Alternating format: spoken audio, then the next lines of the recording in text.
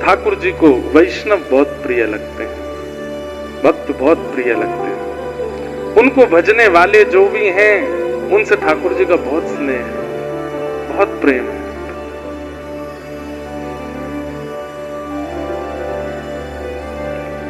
किम श्रेय शास्त्र सारः क, इतने शास्त्रों का सार क्या है?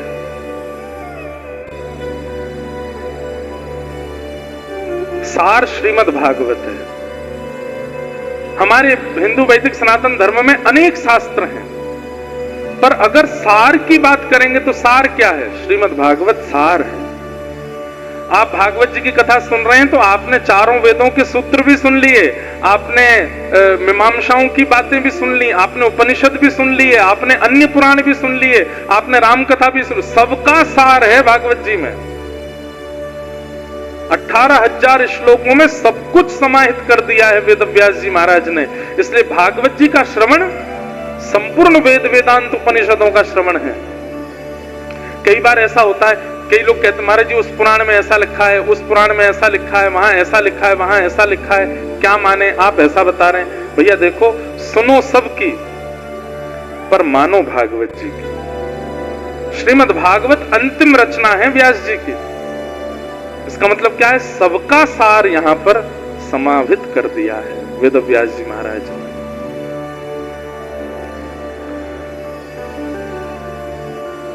शास्त्र सारः क, स्व अवतार प्रयोजनम, भगवान के इतने अवतारों का प्रयोजन क्या है? कभी मछली बन के आते हैं, कभी कछुआ बन के आते हैं, कभी नृसिंह बन के आते हैं, कभी बराह बन के आते हैं, कभी परशुराम बन के आते हैं। सीधी बात है, ठाकुर जी नर बन के आ सकते हैं तो बार बार रूप क्यों बदलते हैं? रूप बदलने का कारण क्या है? उत्तर भगवान देते हैं, ये यथा मां प्रपद्यन्ते तां तथैव भजाम्यहम्। जो मुझे जैसे भजता है मैं वैसे ही उसके सामने प्रकट होता हूं। देवताओं ने पर्वत धस रहा है मंथन करते समय, वो धसे ना, इसलिए समुद्र के अंदर कोई ऐसा सपोर्ट आना चाहिए जिससे ये पर्वत उठ जाए। उस भाव से ठाकुर जी को पुकारा, तुम कछुआ बन के आ गए ठाकुर जी।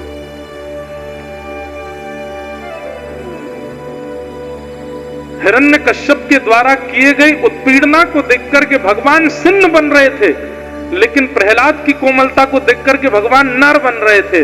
इसलिए दोनों के लिए ठाकुर जी आए।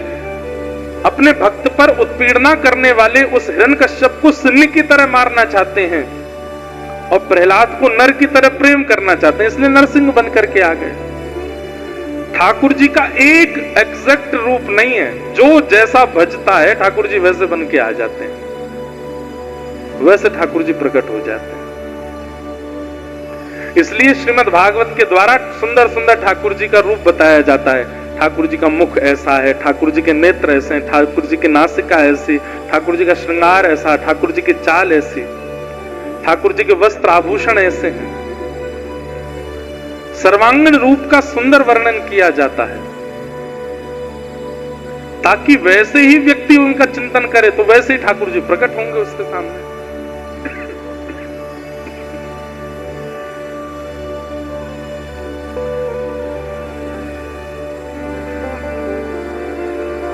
ठाकुर जी का रूप अति सुंदर,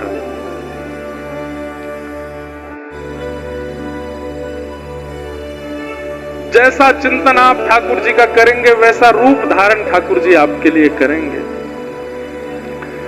पितरवंश महाप्रभु के लिए ठाकुर जी श्री राधा वल्लभ लाल जी के रूप में प्रकट भये। स्वामी श्री हरदास जी के लिए ठाकुर जी कुंज बिहारी लाल के रूप में प्रकट भये। श्रीमद वल्लभाचार्य जी के लिए ठाकुर जी श्रीनाथ जी बनकर के प्रकट भये। श्रीमद रामानुजाचार्य जी के लिए शंख चक्र गदा पद्म चतुर्भुज रूप में ठाकुर जी विराजमान हुए। मीराबाई के लिए गिरधर गोपाल बने, सूरदास जी के लिए नंद के लाल बने, जैसी जिसकी इच्छा, जैसी जिसकी भावना, वैसे ठाकुर जी बन गए। कंस ने ठाकुर जी को मृत्यु स्वरूप माना। कभी कभी मेरे चिंतन में आता है कि इतने सुंदर राम जी, गोस्वामी तुलसीदास जी लिखते हैं, नव कंज लोचन कंज मुख कर कंज पद कंजारुणो। कंज हमें पता है, आपको याद है, कंज का मतलब क्या है? कमल। नव कंज लोचन, बोले कैसे राम जी के नेत्र कैसे? बोले बिल्कुल बिल्कुल ताजा ताजा कमल होता है ना, उसकी जैसी पंखुड़ी होती है, वैसे ठाकुर जी के नेत्र है। नव कंज लोचन, कंज मुख, कमल जैसा ही मुख है।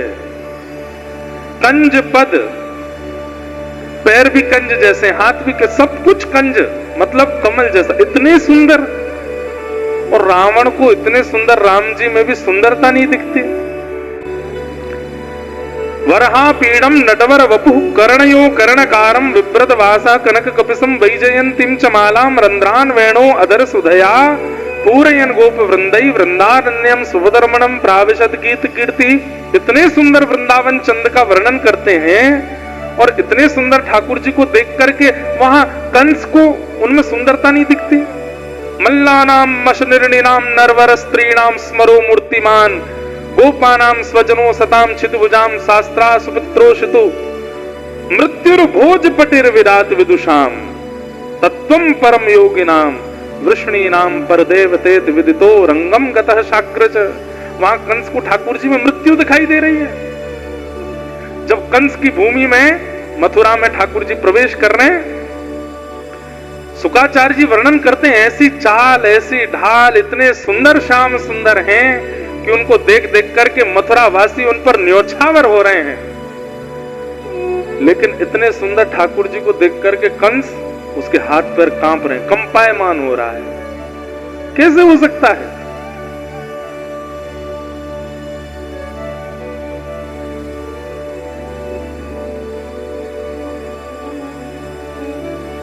क्योंकि कंस के चित्त में ठाकुर जी मृत्यु स्वरूप हैं, इसलिए मृत्यु सुंदर नहीं होती, मृत्यु से तो भय लगता है। जैसा चिंतन आप कर लोगे वैसे ठाकुर जी बन जाएंगे। हम तो कैसा चिंतन करें? ठाकुर जी के सबरे अंग बांके हैं। भीष्म पितामह भागवत जी में कहते हैं, ललित गति विलास वल गुहास। ठाकुर जी की कैसी गति है, चाल कैसी है? श्री कृष्ण चलते कैसे? बोले ललित गति है, टेढ़े मेढ़े छलकते भय से चलते हैं, लचक लचक के चलते हैं। एक लचकाहट तो एक अलग होती है, वो इतनी शोभायमान नहीं होती। और एक बात हम आपसे हाथ जोड़ के निवेदन कर दें, आजकल हमारे वृंदावन मथुरा में ठाकुर जी की तरह चाल चलने वाले बहुत लोग हो गए हैं। उनको लगता है कि वे ठाकुर जी की तरह चलेंगे तो बहुत सुंदर लगेंगे। नहीं, कई पुरुष ऐसे मटक मटक के चलते हैं, ठाकुर जी भी तो ऐसे चलते हैं। अरे भैया, ठाकुर जी जैसा तिलक धारण कर लो, ठाकुर जी जैसा ज्ञान धारण कर लो, ठाकुर जी जैसा स्वरूप क्यों धारण करना है? वैसा स्वरूप उन्हीं का ही रहने दो ना।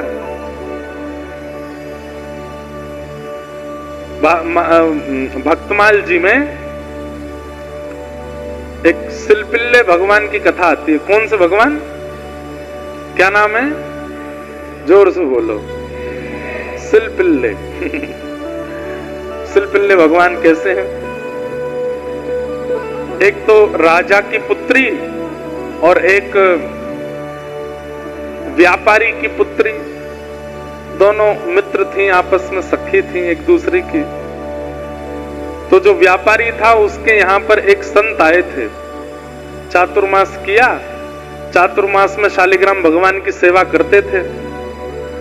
तो जब शालिग्राम भगवान की सेवा होती तो राजा की पुत्री और व्यापारी की पुत्री दोनों बैठ करके देखती थी। 4 महीने बाद जब चातुर्मास पूरा हुआ, 2.5 महीने बाद जब जाने लगे, दोनों रोने लगी, बोले हमें भी भगवान चाहिए और यही वाले चाहिए जिनको आप स्नान कराते हो।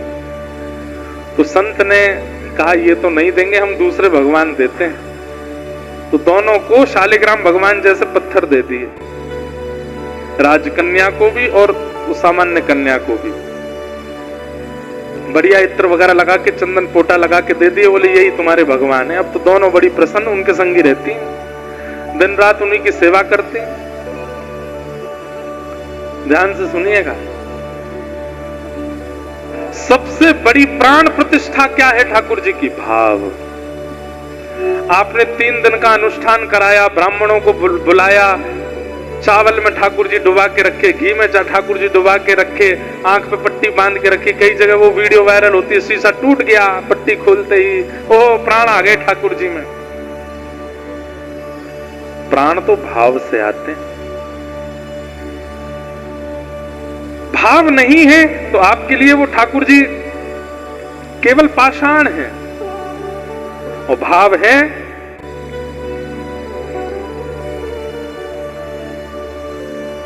भाव होए तो जित देखूं तित, प्रकट होए भगवान, भाव के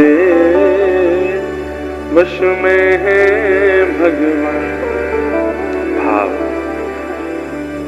अब दोनों कन्याओं को सामान्य पत्थर दे दिया, वो उन्हीं पत्थर में ही अपने परमात्मा को देखते हैं। संत तो चले गए और दोनों लाली पत्थर वाले भगवान की सेवा करती हैं।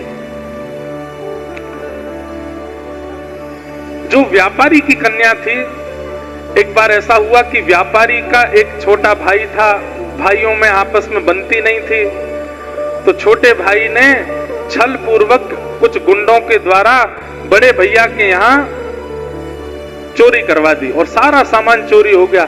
अब चोर सब कुछ तो चुरा ले गए, संग में वो सिलपिल्ले भगवान और ले गए।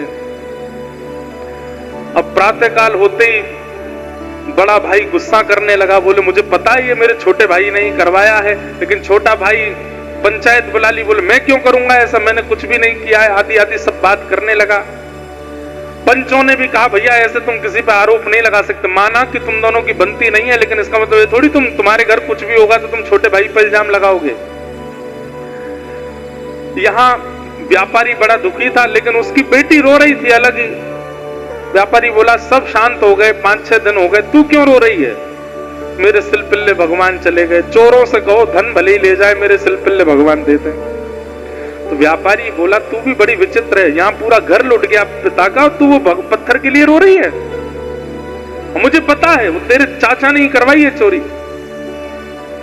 जा संपत्ति तो वो देगा नहीं, सब चोरी कर लिया, पंचों के सामने ये भी दिखा दिया कि उसने चोरी करवाई नहीं, कम से कम अपने भगवान में इतनी निष्ठा है तो लिया जाके। तो वो छोटी कन्या अपने चाचा के पास गई, उनके दूसरे घर पर, और कहा चाचा जी आप सारा धन रख लीजिए, हमारे घर की सारी सामग्री रख लीजिए, पर उस सारी सामग्री में मेरे छोटे से सिलपिल्ले भगवान हैं वो दे दीजिए। चाचा बोले मैंने सबके सामने बिल्कुल प्रमाणित कर दिया है कि मैंने चोरी नहीं की, और तुम आकर के मेरे ऊपर इल्जाम लगा रहे हो। देखो चाचा जी हमें पता है सब सामान आपके पास ही है, आप सब रख लो ना, बस मेरे भगवान दे दो। तो चाचा व्यंग में बोले बड़ी सेवा करी तूने भगवान की, और तुझे ऐसा लगता है कि सब मेरे घर में, तो अब यहीं खड़े खड़े पुकार ले, इतने साल तो तैने सेवा करी, अगर तेरे परमात्मा तेरी सेवा से प्रसन्न होंगे खुद बाहर आ जाएंगे, बुला ले यहीं से। और क्या नाम है तेरे भगवान का? बोले सिलपिल्ले भगवान। नाम सुन के चाचा जोर जोर से हंसने लगा, बोले ये कोई नाम है भगवान का? गरुड़ध्वज भगवान होते हैं, सुदर्शन चक्रधारी भगवान होते हैं, मुरलीधर भगवान होते हैं, सिलपिल्ले भगवान। चल बुला ले यहीं से, अगर होंगे तो आ जाएंगे।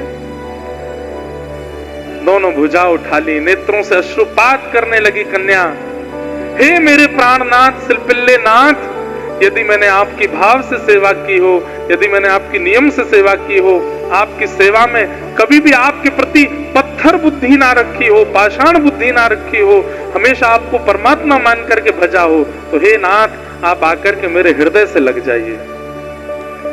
इतने में ही चाचा के घर के द्वार खुले और भीतर से सिलपिल्ले भगवान अपने आप आकाश मार्ग से आए और आकर के उसके कंठ से लग गए। 2 काम हो गए, एक तो ठाकुर जी वापस आ गए और पूरे नगर के आगे साबित हो गया कि चोरी चाचा नहीं करी है। तो ठाकुर जी चाचा के हैं तो सब सामान भी चाचा के हैं। यहां राजकन्या, उसके यहां भी सिलपिल्ले भगवान थे, दोनों सखी थी। राजकन्या का दूसरे राजा के पुत्र से ब्याह हुआ और ब्याह करके जैसे ही वो विदा होके जा रही थी, उसके पिता ने कहा, बेटी मैंने देने में कोई कमी तो नहीं छोड़ी है, कुछ कमी रह गई हो तो बता, तुझे और कुछ भी चाहिए हो तो। बोले मेरे सिलपिल्ले भगवान दे दो। तो राजकुमार जिससे ब्याह हुआ वो जोर जोर से हंसने लगा, बोले ये कौन है, ये सिलपिल्ले कौन है। तो राजकन्या जिसका ब्याह हुआ था वो बोली, देखिए आप मेरे शरीर के पति हो, आप मेरे देह के पति हो सकते हो, पर मेरे आत्मा के पति तो ये सिलपिल्ले ही हैं। आज के बाद इनके ऊपर उपहास मत करना। उस समय तो राजकुमार कुछ बोला नहीं, लेकिन चिढ़ गया। विदाई हो रही थी, पालकी में बैठ के वो कन्या जा रही थी। एक जगह कहीं पोखर तालाब पड़ा तो सब रुके, बाराती सब रुक के भोजन प्रसाद पा रहे थे, सब बाहर आ गए, लेकिन वो कन्या पालकी में बैठी अपने सिलपिल्ले भगवान से बात कर रही थी। आम खाओगे, केला लाऊं आपके लिए, सेब अमनिया करवा दूं, भूख लगी होगी ना, बस थोड़ी देर में पहुंच जाएंगे, फिर वहां जाके तुम भोजन करेंगे ही। भैया ये हेलीकॉप्टर लैंड करवा लो और जब कोई कीर्तन भजन हो तभी इसको उड़ाइएगा।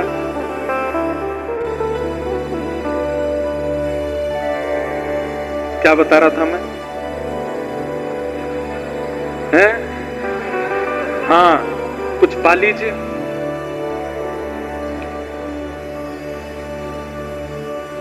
इतने में ही वो राजा आया, राजकुमार जिससे ब्याह हुआ, और भीतर आकर के पालकी में बैठ गया। बोले मुझसे बात करो, मैं तुम्हारा पति हूं, क्या पत्थरों से बात करती हो?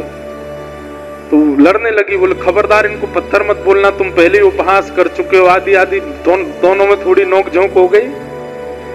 तो राजकुमार ने कहा, ये तेरा पति है, ये तेरा प्राणनाथ है? बोले हाँ। राजकुमार ने उठा करके वो सरोवर में फेंक दिया। बोले तेरा प्राणनाथ मर गया, अब तुम उससे बात करना पड़ेगा, अब तो मैं ही हूं तेरा, और तो कोई है नहीं।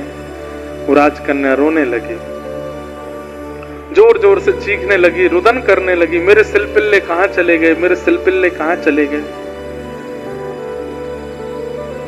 तब उस राजकुमार ने कहा, देख तू मेरे लिए रुदन करेगी, मुझे पुकारेगी तो मैं दूर से दौड़ा दौड़ा आ जाऊंगा, और देख तेरा वो प्राणनाथ, मैंने फेंक दिया उसको सरोवर में, फिर भी बाहर नहीं आ रहा है।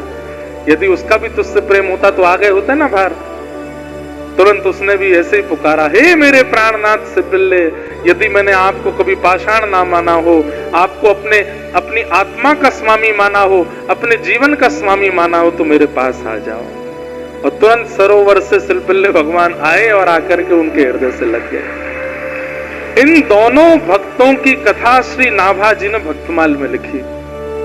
सिलपिल्ले भगवान जो कि सामान्य पत्थर हैं, शालिग्राम नहीं थे, उनमें ठाकुर जी का आवाहन करके उनको भजते।